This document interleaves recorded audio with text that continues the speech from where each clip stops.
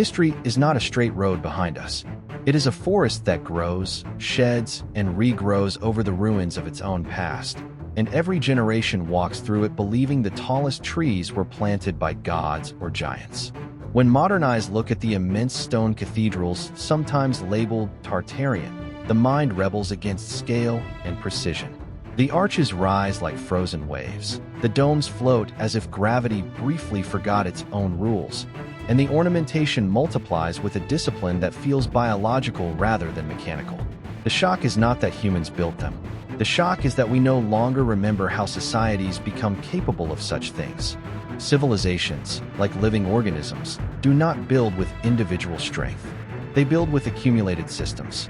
Muscles matter less than metabolism. Bones matter less than circulation. What feels impossible today once felt inevitable to cultures whose entire existence was oriented toward permanence, ritual, and power made visible in stone. Every civilization begins the same way a body does: fragile, adaptive, desperate to survive. It develops organs. Agriculture becomes the stomach, extracting energy from the land. Trade becomes the bloodstream, carrying resources and ideas. Law becomes the nervous system, transmitting command and restraint. Religion becomes the immune system, defining purity and threat, binding individuals into a single identity. When these systems synchronize, surplus appears, and surplus is the true raw material of monuments. The so-called Tartarian cathedrals were not acts of individual genius erupting from nowhere. They were the end products of long metabolic chains. Quarries mapped generations in advance, guilds trained from childhood, mathematics refined through trial, and logistics capable of feeding, housing, and disciplining thousands of specialized workers for decades. To a modern observer trained to see progress as faster, smaller, cheaper, this kind of patience feels alien, almost inhuman. The illusion of impossibility is born from a mismatch of values. Modern civilization worships speed and efficiency, optimized for replacement. Ancient and early modern civilizations worshipped continuity. Stone was not chosen because it was easy. It was chosen because it refused to die. These cathedrals were not merely buildings. They were frozen political statements. They announced that the system which built them expected to exist for centuries. Power, when confident, grows slow and heavy. When power becomes anxious, it grows light and fast. The societies that raised these structures had already passed the phase of improvisation. They had reached the point where labor could be abstracted, standardized, and ritualized, turning human bodies into predictable instruments the way a heart turns cells into rhythm. Technology did not lag behind human ambition. It followed it like a shadow. Stone cutting techniques, crane systems, counterweights, and scaffolding evolved quietly, incrementally, often undocumented because they were common knowledge inside closed guild cultures. We mistake silence in the historical record for absence of capability. But absence of evidence is not evidence of impossibility. These civilizations operated under different constraints and incentives. When time is abundant and labor is organized by social obligation rather than wages, the feasible expands. Cathedrals rose not because humans were stronger, but because societies were more unified around singular visions. In biological terms, the organism had fewer internal conflicts. Energy was not leaking through endless consumption cycles. It was being concentrated into symbolic organs of power and belief. What truly unsettles modern viewers is not the engineering. It is the coherence. Every column aligns with a cosmology. Every measurement echoes a theological geometry. These were not random feats of brute force.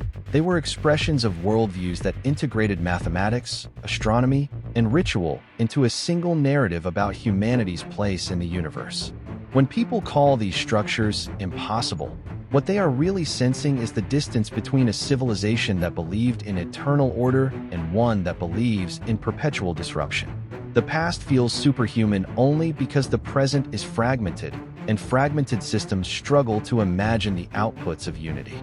Yet even the mightiest organisms carry the seeds of decay, and the same systems that allow cathedrals to rise eventually calcify, resisting adaptation as the world around them changes, and the stone that once symbolized permanence begins to weigh the future down.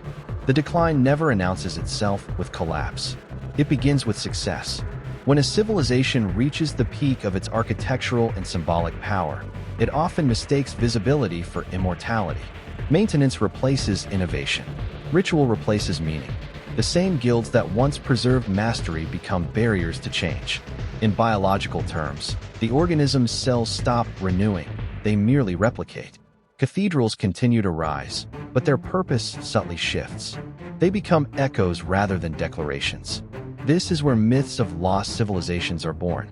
Later generations, inheriting the structures but not the systems that produced them, fill the gap with fantasy. Tartaria becomes a placeholder for forgotten processes, a name we give to complexity we no longer understand. It feels easier to imagine vanished giants than to accept that societies can forget their own methods while preserving their monuments. War accelerates this forgetting.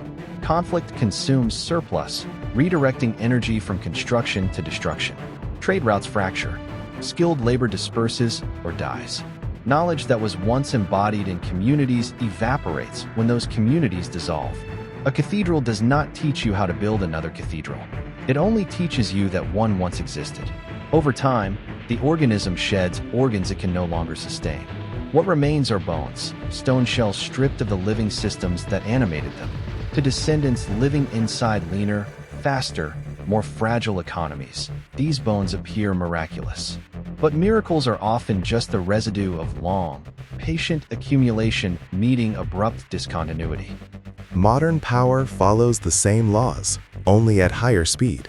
Skyscrapers replace cathedrals, data centers replace monasteries, algorithms replace guild knowledge.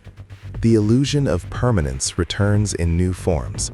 Steel and glass climb higher than stone ever did, yet they are built to be obsolete within decades.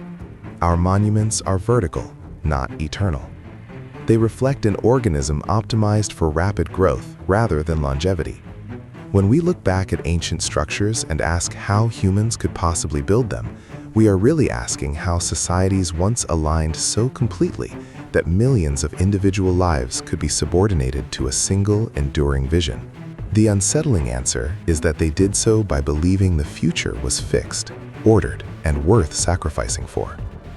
History warns that no organism escapes entropy. The civilizations that built the so-called Tartarian cathedrals were not destroyed by lack of intelligence or technology. They aged. They lost flexibility. They mistook scale for strength. And when conditions changed, climate, trade, ideology, warfare, the heavy stone confidence that once stabilized them became inertia.